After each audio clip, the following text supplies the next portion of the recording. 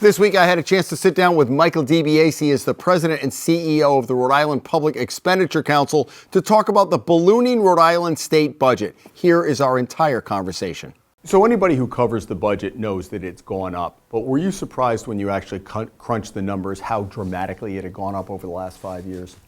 I think I wasn't surprised at the overall budget because we received so much federal pandemic relief funding. That's the overall budget's gone up almost 50%. But I was surprised at how much the state general revenue part of the budget, which is the part of the spending that comes from state taxes and fees and revenues, because that's gone up almost 40%. So 5 years ago, we were a little under $4 billion. This last budget that's going through the General Assembly now is $5.4 billion. So that's just a huge jump in spending just on the state side. So what do you read into that, though? Are there tax revenues to fuel that? Where is that money coming from? Because your expenditure and your revenue side have to line up. Yeah, taxes went up considerably. Some of that's inflation, right? I mean, some of that is that, people were making more money, things are more expensive to buy, so sales taxes go up. But there was PPP loans and unemployment relief, and also just the economy ran a lot hotter because of the federal money and things that were happening in the economy. So there was just a lot more money coming in on the state side. So when I tried to look at the budget over the last couple of years, clearly, even if it's federal pandemic money coming in, it has to be accounted for when you spend it. Even if it's one-time money, you have to account for it. So is that why it goes to 11, 12, 13, 14? Because some of that or a lot of that is COVID money? It all has to be appropriated, so it all comes through the budget. Yeah, a lot of it is COVID relief money, which is going to go away very soon. It's got to be spent. So I remember Governor McKee during one of the debates, somebody asked him one of those rapid fire questions. What's the budget going to be next year meaning this fiscal year, when the federal money starts to run out? And he said he thought it would be in the $11 or $12 billion range. Will that happen eventually? When the COVID money runs out, does the budget ever go back, or is the horse out of the barn? No, I think the total budget number will come down. It's come down this year from last year because that federal pandemic money is going down. The state general revenue spending will not likely go down, but it's a much slower growth rate is what's going on. So does that mean, though, that the overall $14 billion could come back into the $13 billion range? It means that the total budget will likely come down next year and the year after, because that federal pandemic relief funding is coming down and coming out of the budget. They're running through that money, and so we'll go back to more of historical levels of federal spending, which is still very large. But. So your message to the leaders who are governor, speaker, Senate president is what right now? So I think, when you look at the state general revenue funding, so that's the discretionary part of the budget. So that's the thing that the budgeteers spend the most time looking at. We were, before the pandemic, we were growing at about 3.5% a year. During the last 5 years, we've been close to 8% a year. As I said, almost 40% growth in 5 years. So that's a stunning level of growth each year. The budget forecasters for the governor and the House and Senate are working off of a 5-year forecast looking at 2.5% growth over the next 5 years. So even lower than the growth rate before the pandemic. So that's going to be a tremendous change just in terms of the fiscal environment for the state. It wasn't that long ago we were looking at 250 million, 300 million deficit going back to maybe 17 and 18. Do you see storm clouds on the horizon in the out years? I wouldn't say storm clouds, but it's just if you're spending, if you're growing your spending by 6, 7, 8% a year, and then the next year it's 2.5%, it's going to mean a lot of difficult decisions. So we went through a period where we had a lot of money, and it's been good for Rhode Island. We've been able to invest in a lot of things that we haven't invested enough in, like higher ed, infrastructure, roads, buildings, and the governor and the General Assembly has done a good job dedicating this one-time money largely to one-time things, because if you don't, you create big problems for yourself. But we also increased operating spending. So we increased a lot of spending across the board, whether it be on education, health and human services. So that whole operating part of the budget also went up. we're going to enter a time where we're going to have to look more carefully at that. So the time that we've been through, most of the spending and programs, almost nothing has actually been cut. It's been sort of an additive experience. We're going to have to look at, are all the programs working? Do some of them need to be cut back or consolidated?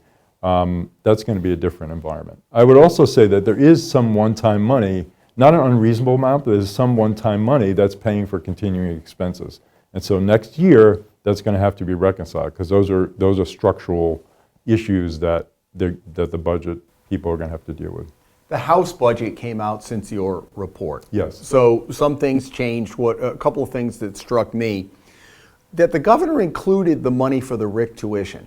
And it's not an insignificant amount of money, but that's not a one-time thing. That's an ongoing expense. So that is contrary to what you're talking about. Now, it's one program out of a huge budget, but that's one program that they're going to have to sustain going forward. Any concerns about making that commitment now? So, I mean, from RIPEC, we've been talking a long time about that we need to invest more in higher ed. Rhode Island is very low in that, and I credit the governor and the General Assembly for putting a lot more money into higher ed. The Hope Scholarship is actually a one-time program. It's to last for 2 years as it's coming through the legislature. The problem with those kind of things is even though they haven't committed to it, it's hard to unravel. For example, another example is the enhanced child care rates to providers.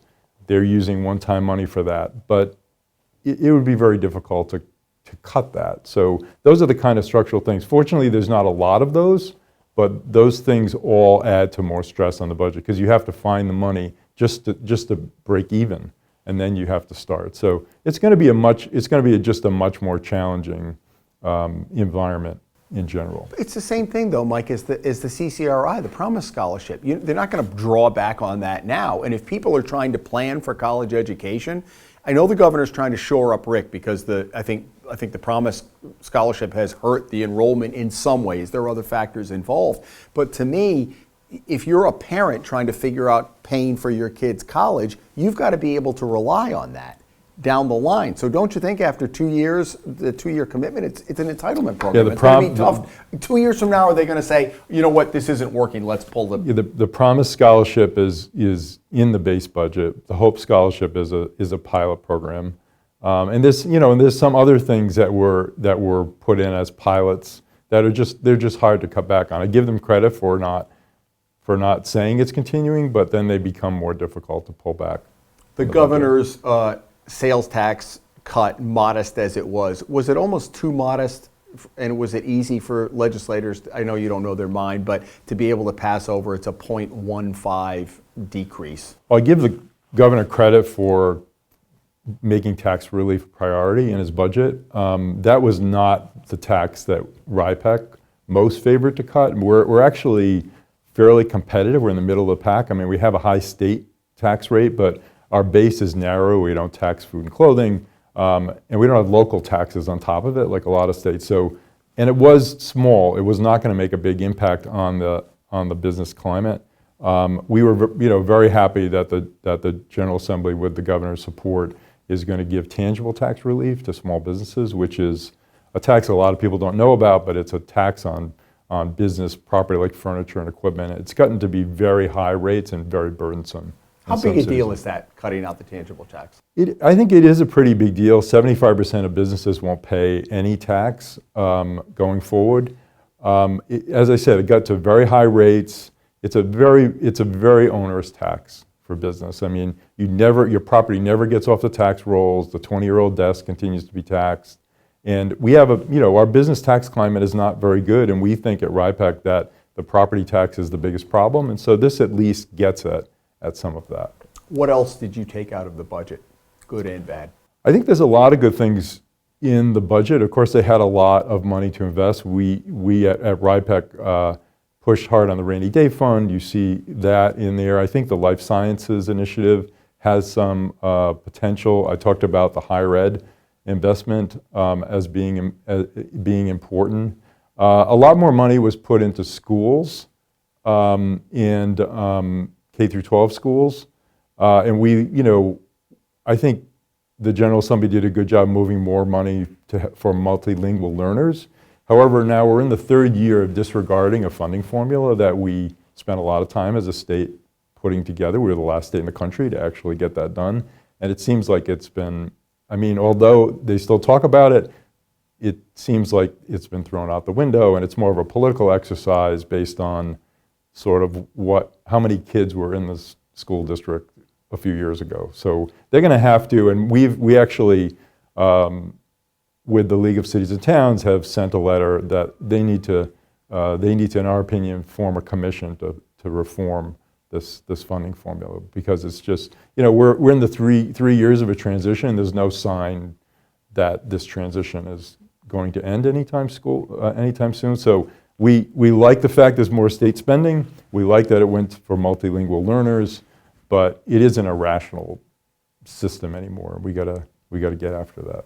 What percentage of budget should the rainy day fund be? So they just moved it from 5 to 6% of revenues. And they also, the legislature, that was the governor's proposal, also said that half of all of the surplus funds will go to the rainy day fund, which I think is tremendous. The median right now is around 11. So we're relatively low, but I give, got a ways to go. But these things are hard to get to, so I give them a lot of credit moving it from, 5 to 6 plus, and hopefully we can keep, we can keep at that. So where do you stand on a policy perspective on modest COLA relief? Because that gets baked in, or is that one time now? The COLA relief that they gave to the... So, as I read the COLA relief, what they did was the COLA that they were going to get in 4 years, they spread out in quarter increments over 4 years.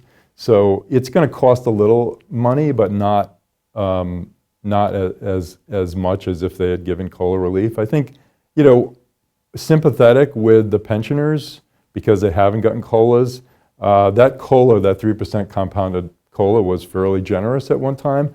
When you have 6-7% inflation, that's not that great, and they're not getting what we used to think was a generous COLA. So I think it gets harder when the cost of living has gone up. So I'm sympathetic.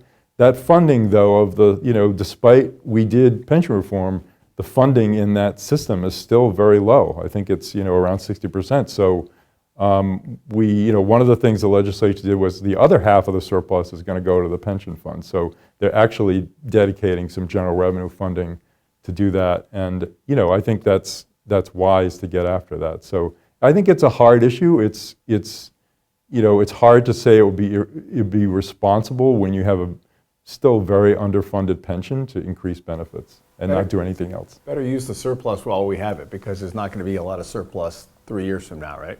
Probably not, yeah. Well, final question, and I've covered everything that I need to. Is there anything I'm missing that specifically you wanted to talk about? Yeah, I think, one of the things that we are keeping an eye on is, looking over the horizon, Health and Human Services and provider rates and hospitals, that part of government is mostly privatized. So we deliver those services through private entities, and they are much more subject to the market and the inflationary environment, both for their labor and for the services they provide. And that's where I think things are that's going to be the big challenge, because there's a rate study going on which may come out with findings that the rates have to be increased a lot. And if we're only growing 2.5%, what we've been saying at RIPEC, and is, I'm sure people don't want to hear it, is we have to start being more rational about the delivery of health and human services, because we just can't add to the system as it is. What will happen is, and I'm not saying that these providers don't deserve it, what will happen is the most powerful providers will get their increases and the least powerful will not, because there's just not enough money. So I think we just need to work hard at, where is there duplication, where can we deliver services more efficiently, where can we consolidate nonprofit providers and things like that. And we haven't had to do that in this environment, but this is something we need to really look hard at going forward.